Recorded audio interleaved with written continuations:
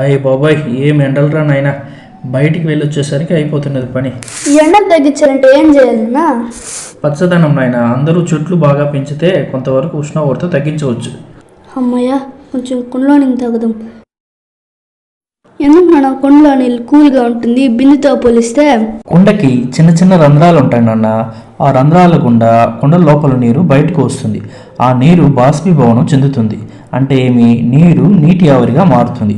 నీరు నీటి ఆవిరిగా మారాలంటే కొంత వేడి కావాలి, కొంత ఉష్ణం కావాలి.